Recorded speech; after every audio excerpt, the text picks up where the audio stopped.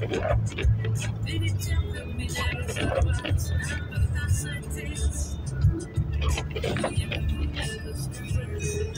это сказать. Легко наполняется яростью наши сердца. И плевать,